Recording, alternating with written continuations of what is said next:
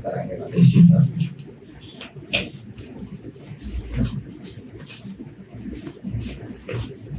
आत्मा के पास 3 कार्य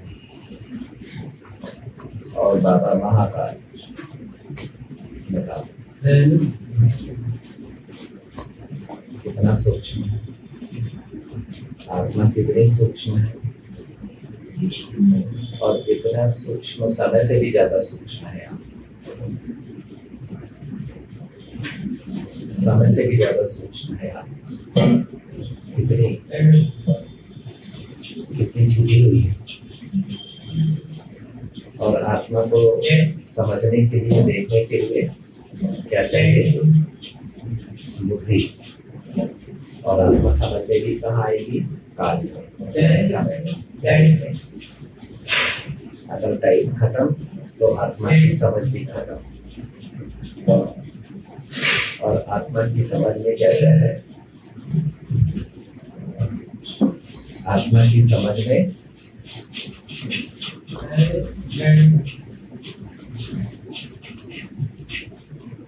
अभी आत्मा को समझना है तो बिंदु को समझना जरूरी। आत्मा को समझना है तो बिंदु को समझना जरूरी। जब तक बिंदु समझ में नहीं आएगा तब तक राजयोग का योग नहीं खुलेगा। राज खुलेगी लेकिन योग नहीं खुलेगा। राज खुलेंगे लेकिन योग नहीं खुलेगा। इसीलिए योग करने में सबको त्रास आता है, क्योंकि योग खुला ही नहीं। क्यों नहीं खुला? क्योंकि बिंदु की समझ नहीं। तो योग कहाँ से आए? योग कौन करता है? बिंदु। देह से कभी भी योग नहीं होता, देह से सहयोग होता है। देह, दुनिया, वैभव, पदार्थ, नाम, मान, शान, पद, पैसा, ये सब सहयोग के आधार है। देह से कभी भी योग नहीं हो सकता। तो बिंदु चेतना कहाँ पर है? पूरी बिंदु। और आत्मा अपनी चेतना में क्या करती है? अच्छा, सब कुछ कहाँ पर है? बिंदु। सारा विस्तार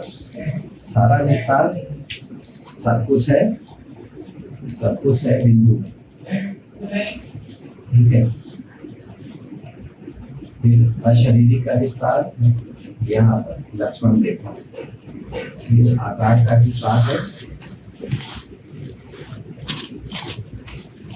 ठीक है।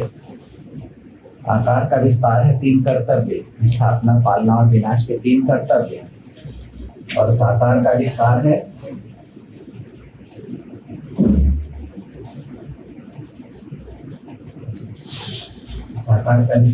काल। आकार का विस्तार है 3 कर्तव्य, स्थापना, पालना और विनाश। और इन तीनों कर्तव्य कल्प भर चलते हैं।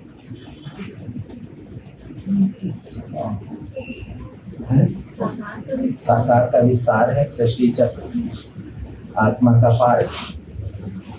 और संपूर्ण सृष्टि चक्र है संस्कार में।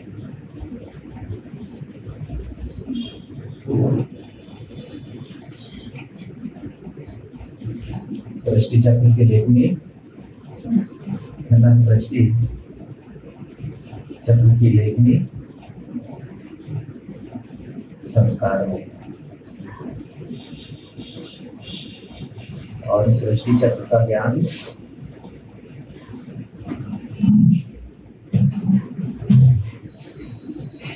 बुद्धि में। और पार्ट प्ले करने की शक्ति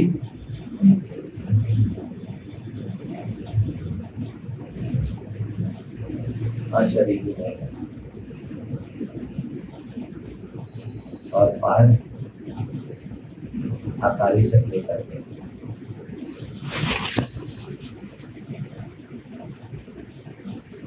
साकार दुनिया में यानी काल में।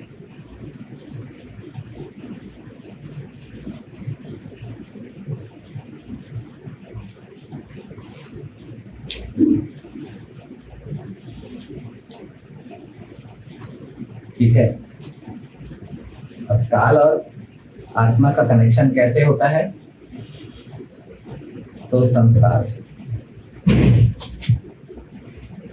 आत्मा के संस्कार अशरीरी होते हैं।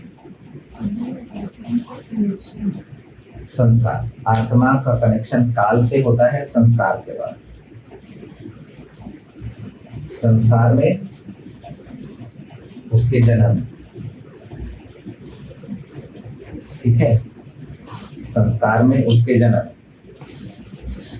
भविष्य काल में भी 5000 साल है, भूत काल में भी 5000 साल है। वही 5000 साल भूत काल में है, वही 5000 साल भविष्य काल में है।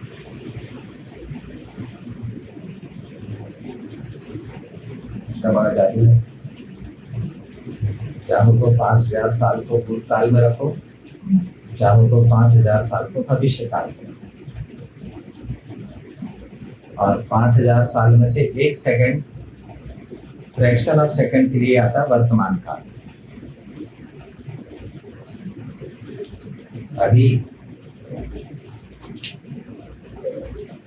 भूतकाल 5000 साल और भविष्य काल 5000 साल और वर्तमान काल, हाँ, ये 5000 साल तक 1-1 सेकंड आपके सामने में आता रहेगा।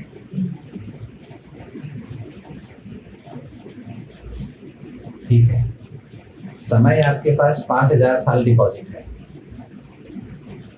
5000 साल आपको यूज करना ही पड़ेगा, चाहे शरीर में रहते चाहे बिना शरीर। 5000 साल तक आपको इस साकार दुनिया में रहना ही है। आत्मा इस साकार दुनिया में रहना ही है। लेकिन ये 5000 साल मिलेंगे 1 सेकंड। तो अब 5000 साल को पाने के लिए आपको 1 सेकंड को ढूंढना पड़ेगा। और वो 1 सेकंड कब मिलेगा? वर्तमान। कब मिलेगा? चिंतन चलाइए, चिंतन चलाइए। आत्माभिमानी बनेंगे तो चिंतन चलेगा, नहीं तो अभी जो 5-7 साल बाकी वो भी बीत जाएंगे और ढाक के 3 बार हम यही पर रह जाएंगे वैसे ही। 1 सेकंड में मिलेगा ना? चिंतनशीलता जरूरी, बुद्धि चलना चाहिए, बुद्धि चलना चाहिए। और 5000 साल हमेशा ध्यान रखिए, हर सेकंड आपको मिल रहा है। आपके 5000 साल में से ही मिलेंगे। अगर 5000 साल खत्म हो गए तो फिर कुछ नहीं मिलना है, शरीर में मिलेगा। और अगर इन 5000 साल में हमने कुछ नहीं किया, जो भूतकाल में भी है भविष्य काल में भी, और इस समय बाबा ने आत्मा की बुद्धि क्या कर दी है? 3 कालदर्शी बनाई। क्या बनाई है दीपा? 3 कालदर्शी। बुद्धि को 3 काल दर्शन हो रहे इस समय।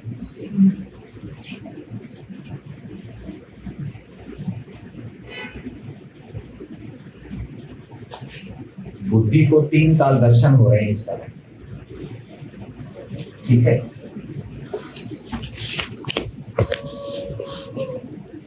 अब ये 3 काल आत्मा को मिलते कैसे, वर्तमान कैसे बनते हैं? आत्मा जब साकार दुनिया में आती है ना, तो साकार दुनिया में आती है तो उसके जो संस्कार है, यानी आत्मा के संस्कारों में सृष्टि चल रहे हैं। क्या है? सृष्टि चक्र साकार है। आत्मा के संस्कार में सृष्टि चक्र।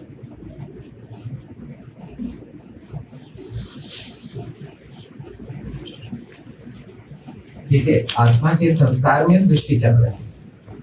भविष्य बाबा पढ़ा रहे हैं, बुद्धि में ज्ञान के रूप में। भविष्य बुद्धि में ज्ञान के रूप में है। भूतकाल, भूतकाल संस्कार में कर्म लेखनी के रूप में, कर्म लिखे हुए।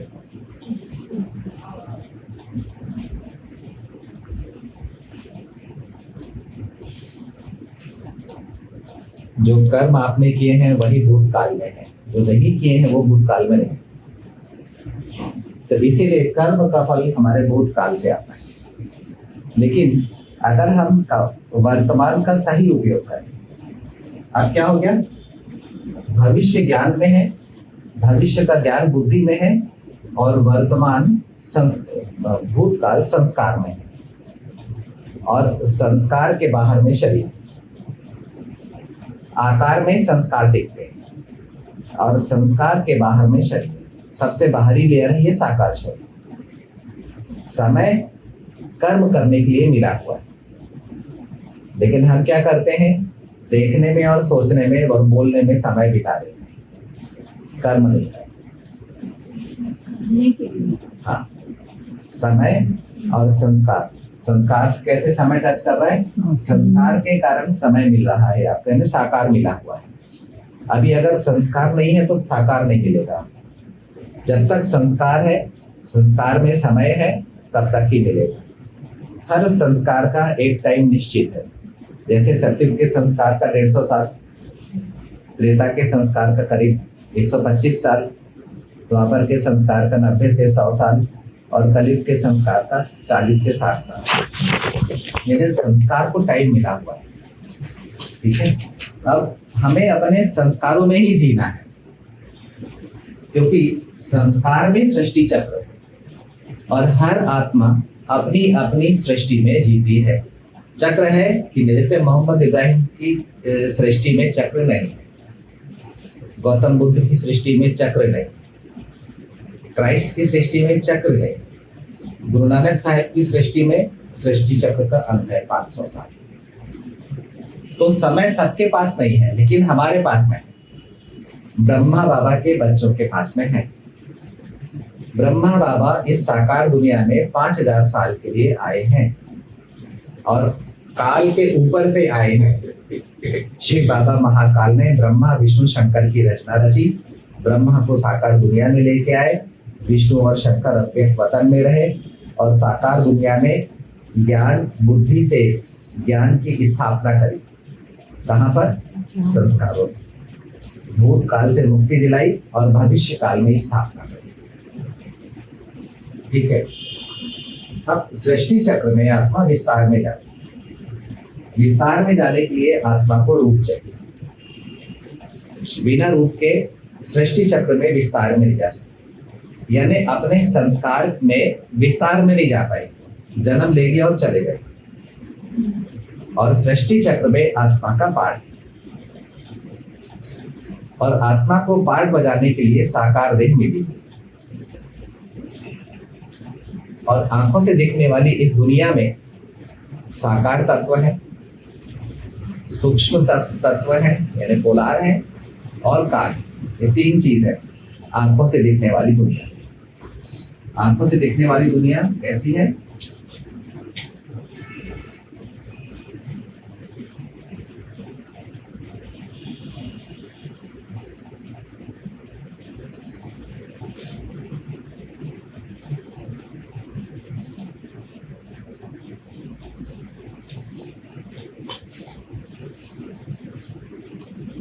ये आंखों से दिखने वाली दुनिया है। इसमें 700 करोड़ लोग, और ये तमो प्रधान। 700 करोड़ व्यक्त रूप में है, यानी साकार रूप में। ठीक है, तो ये है साकार दुनिया। इस साकार दुनिया में समय है 5000 साल, आकाश है, पोलार है, और क्या बचा? 5 तत्व। ये इसमें ये जो आंखों से जितना भी दिख रहा है ना, उसमें इतना सब है। ये राज है, ये सृष्टि का राज है। अब जब आत्मा अपने संस्कार को अपने सृष्टि चक्र में बिछाती, जब परम धाम से आती है, तो आत्मा का सृष्टि चक्र कहाँ? कल्प में बिछ जाता है। पाठ धीरे धीरे खुलता है, लेकिन सृष्टि चक्र जैसे सतयुग में 8 जन्म बीत जाएंगे, त्रेता में 12 जन्म बीत जाएंगे, द्वापर में 21 जन्म और कलयुग में 42 जन्म आत्मा के बीच जाएंगे। बीच गए। अभी आत्मा अपने संस्कार से पार्ट प्ले करेगी। बाहर में संस्कार का कनेक्शन आकारी शरीर के द्वारा साकारी शरीर से है, और अंदर में संस्कार का कनेक्शन मन के द्वारा दिल और बुद्धि से। आत्मा का पार्ट अगर अशरीरी है, यानी सत्युग त्रेता में है, सतो प्रधान और सतो गुणी है, तो संस्कार आत्मा की ओर है। और आत्मा का पार्ट अगर देह अभिमान का है, देह दुनिया वैभव पदार्थ की ओर है, तब फिर आत्मा के संस्कार देह की ओर। तो संस्कार देह की ओर तो देह अभिमान, संस्कार आत्मा की ओर तो आत्माभिमान। अभी संस्कार वही है, सृष्टि चक्र संस्कार में ही है। अभी संस्कार को हमें अपना बनाना है, यानी आत्मा बिंदु को, संस्कार को अपना बनाना है। अभी संस्कार देह के होने के कारण देह अभिमान आ गया। क्या होता है कि एक तरफ है भूतकाल और एक तरफ है भविष्यकाल, बीच में होना चाहिए वर्तमान काल। तो एक तरफ है आत्मा अभिमान और एक तरफ है देह अभिमान। आत्मा वर्तमान में जीना चाहती है, लेकिन कभी जब आत्मा अभिमानी अवस्था है तो उसे वर्तमान मिलता है, और जब देह अभिमानी अवस्था है तो वर्तमान गायब हो जाता है। तो जब वर्तमान नहीं है तो आत्मा निर्माण कहाँ करे? तो फिर आत्मा ना योग कर पाती है और ना ही कुछ क्रिएशन कर पाती है, कुछ भी निर्माण नहीं कर पाती। वो या तो भविष्य की चिंता में खोई रहती है या भूतकाल के दबाव में खोई, भूतकाल के डर में खोई रहती है कि मैंने ऐसा किया है, मेरे साथ ऐसा होगा, उसको फल आएगा, इस बात का डर रहता है। और भविष्य के लिए मैंने कुछ किया नहीं तो भविष्य में क्या होगा, ये आता है। तो इसलिए बाबा कहते हैं अगर देह अभिमानी अवस्था है तो वर्तमान खो जाएगा, आत्मा अभिमानी अवस्था है, बिंदु रूप स्थिति है, तो फिर वर्तमान आपके पास में आएगा, वर्तमान इमर्ज होगा। तो भूत और भविष्य के बीच में कहीं वर्तमान खो तो नहीं जाता। प्राप्तियां वर्तमान में होनी है, ना भूतकाल में होनी ना भविष्य काल में होनी। जीना आत्मा को है, या तो भूतकाल में जियो या वर्तमान काल में जियो या भविष्य काल में जियो, जीना आत्मा को है। क्या करना है आत्मा को? कहाँ जीना है? वर्तमान में। तो कहाँ जीना अच्छा है? वर्तमान में जीना। और कहाँ केवल जी सकते हैं? वर्तमान में। सिर्फ वर्तमान में ही जिया जा सकता है। भूत और भविष्य काल में अगर हम जा रहे हैं, हम अपनी अनुभूतियों से भूतकाल में घुस जाते हैं और अपनी चिंता से, आशंका से भविष्य काल में चले जाते हैं, वर्तमान मिस हो जाता है। अभी क्या करना है? वर्तमान पाने के लिए मुझे बिंदु रूप की ओर जाना कि मैं ज्योति बिंदु हुआ, तब मुझे वर्तमान मिलेगा, वर्तमान की समझ मिलेगी, वर्तमान का पार्ट मिलेगा। नहीं तो मैं बीते हुए पार्ट में अपना पूरा वर्तमान काल, पूरा भविष्य गंवा दे सोचते दूसरे के लिए। दूसरा अपना पार्ट बजा रहा है, तुम्हारे पार्ट में दूसरे का कोई दखल है ही नहीं। तुम अपना पार्ट बजा रहे हो, तुम दूसरे से बंध गए और दूसरे का सोच के तुमने अपने वर्तमान को बर्बाद कर दिया। अपने लिए कुछ भी, अपने और अपनी वंशावली के लिए कुछ भी निर्माण नहीं किया, और दूसरे के लिए जीते हो, कंप्लेंट दूसरे से करते हो, अपनी कंप्लेंट अंदर में खोजते नहीं हो कि मेरे अंदर में क्या कंप्लेंट है, ये खोजते नहीं। सुधार मेरे अंदर में कहाँ से शुरू होगा? जब मैं स्वदर्शन करूंगी, जब मैं आत्मा अपने को देखूंगी कि अगर मेरे को कुछ तकलीफ हो रही है तो तकलीफ आ कहाँ से रही? मैं दूसरे से बंध गई और दूसरे के बंधन के कारण मैं दूसरे के बारे में सोच रही हूँ। तो मुझे अपना काल कहाँ मिलेगा? मुझे अपना पार्ट कहाँ मिलेगा? तो मैं तो प्रजा से भी बदतर पतित बन गई ना। इसलिए मुझे वर्तमान अर्थात बिंदु में जीना जरूरी है। रूप में बाबा क्या है? बिंदु रूप ज्योति स्वरूप। साकार में आत्मा का स्वरूप है तो उसको काल मिलेगा, अगर साकार में आत्मा का स्वरूप नहीं है तो काल नहीं मिलेगा। साकार का आत्मा से कनेक्शन आने के लिए, साकार दुनिया में साकार शरीर से आत्मा कनेक्शन होने के लिए आत्मा के संस्कार में सृष्टि चाहिए और संस्कार आकारी शरीर में चाहिए। बिना आकारी शरीर के आत्मा की बुद्धि के ड्रामा में से, बुद्धि में जो ड्रामा है उसमें से संस्कार इमर्ज नहीं होंगे आकारी शरीर, और मां नहीं मिलेगी। क्लियर हो रहा है? समझ में आ रहा है? मर्ज नहीं। रोज रोज पढ़ने से समझ में आता। मन बुद्धि संस्कार जब तक नहीं पढ़ेंगे तब तक वर्तमान मिलना नहीं है और संतुष्टि नहीं होगी, तृप्ति नहीं होगी। हमने पूरा टाइम हमने सब कुछ कर दिया, एक आत्मा को नहीं समझा, बस क्या मिलेगा?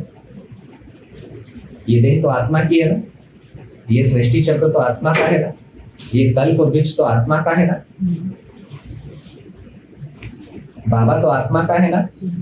तो एक आत्मा को छोड़ के बाकी सारी बातें कर दी हमने और हम सोचते रहे कि हम श्रीमत पर चल रहे हैं और परमात्मा को पहचानने की ललक हमारे अंदर में पैदा नहीं हुई। तो जब मैंने आत्मा को पहचाना तब मुझे परमात्मा की पहचान मिली। मुझे ये समझ में आया, मुझे आत्मा को ये समझ में आया कि मेरे संस्कारों में जन्म मरण क्यों है और बाबा के संस्कारों में जन्म मरण क्यों नहीं। अब मुझे बाबा भी समझ में आएंगे और अपने संस्कार भी, मैं आत्मा भी अपने को समझूंगी। जब तक मैंने अपने को नहीं समझा मैं दूसरे से मुक्ति कैसे लूं? मैं संस्कारों से उलझी हुई हूं, मैं डिस्टर्ब हो रही हूं, अपने अपने अंदर में मैं डिस्टर्ब हो रही हूं। मेरा पुरुषार्थ जीरो हो गया, मैं अपने आप को इतना डिस्टर्ब कर रही हूं और कारण किसी दूसरे के कारण। स्वदर्शन नहीं है, दूसरे में मन बुद्धि उलझी हुई है, तो परदर्शन ही चल रहा है। तो जो पर है वो तुम्हारी क्या मदद कर सकता है? तुम्हारी देह तुम्हारी मदद नहीं कर सकती तो दूसरा क्या तुम्हारी मदद करेगा? तो मदद करेगी कौन? करेगी दीपा मदद? मदद तुम्हें दो चीज से मिलेगी, बोलो। एक बाबा से, वो हिम्मत करने से मिलेगी। दूसरा स्वयं से, जो अपने को समझने से मिलेगी।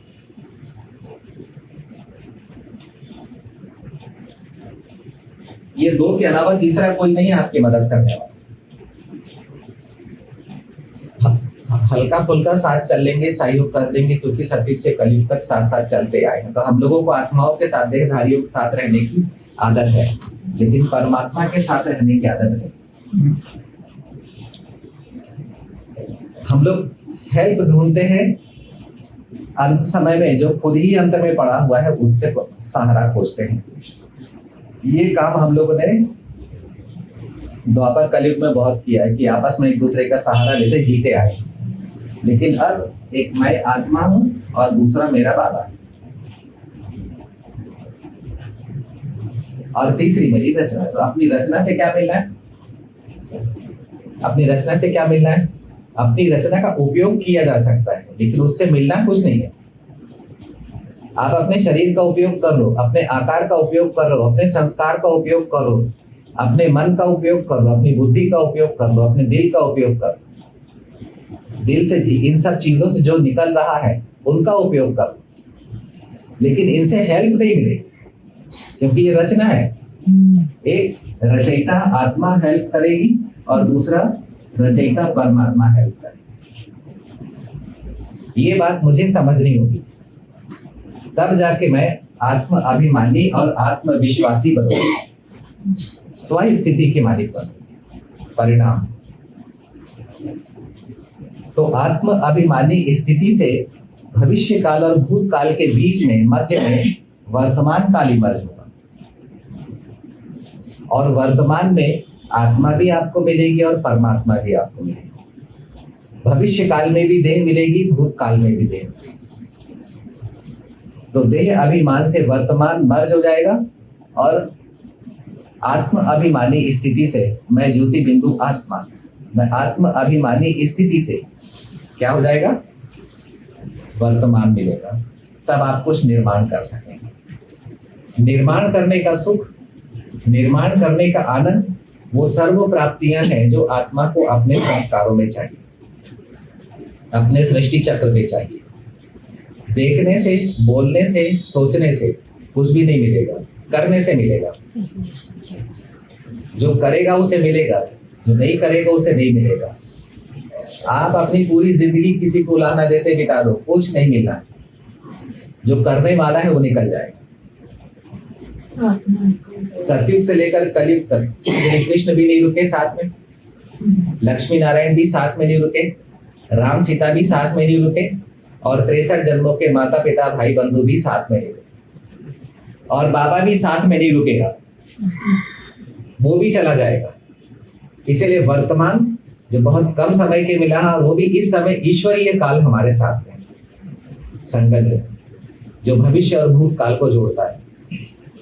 और इस युग में हम कुछ निर्माण कर सकते हैं, आत्मा कुछ निर्माण कर सकती है। तो इस समय हम अपने बने, यानी हम स्वार्थ के नहीं, हम आत्म अभिमानी बने, यानी देह के नहीं बने, आत्मा के बने।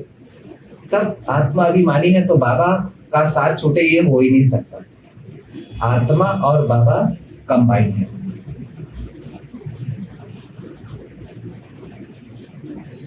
आत्मा और बाबा कंबाइन है, अलग हो नहीं सकते, क्योंकि पिता पुत्र का रिश्ता है, संबंध है। इसलिए आत्मा कभी भी बाबा से दूर नहीं हो सकती, छूट नहीं सकती। और आत्माओं के बीच में भी संबंध है, हम लोग भी कभी भी छूट नहीं सकते। लेकिन ये समय मिला हुआ है मुझे अपने आत्म भरोसे का, आत्मा की पहचान का, आत्मा की शक्तियों को जानने का, मैं आत्मा क्या कर चुकी हूँ, क्या कर सकती हूँ और क्या करने वाली हूँ, ये समझने का। तो हमको इस समय स्व की पढ़ाई पढ़ना चाहिए, बजाय किसी दूसरे में उलझकर या किसी कर्म विकर्म में उलझकर अपना समय खराब करके या अपनी ऊर्जा को खराब करके। ये मायावी दुनिया है, आपको देह अभिमान की ओर ले जाए। मायावी संबंध है, आपको देह अभिमान की ओर ले जाए। इसलिए देह दुनिया वैभव पदार्थ से आत्मा अभिमानी। ओम शांति।